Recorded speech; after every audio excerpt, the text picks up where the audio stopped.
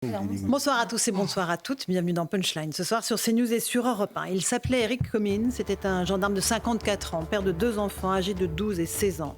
Son seul tort, avoir fait son travail lundi soir à la sortie de l'autoroute A8 tout près de Mougins en contrôlant avec ses collègues une BMW noire conduite par un multirécidiviste. L'homme lui a foncé dessus, ne lui a laissé aucune chance. Il est mort après avoir été percuté.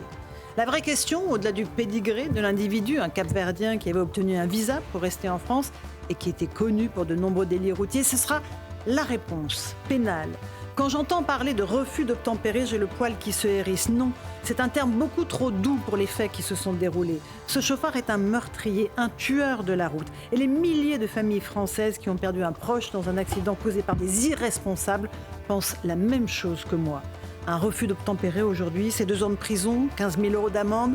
Au pire, 7 ans de prison si le délit est aggravé. C'est cela, le prix d'une vie d'un homme, le prix d'une famille brisée à vie, avec des enfants qui vont grandir sans leur père.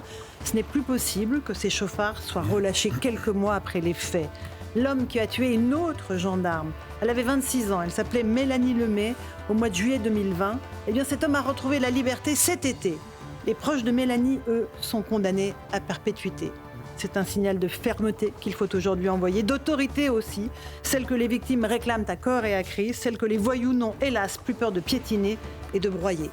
On va en débattre ce soir dans Punchline.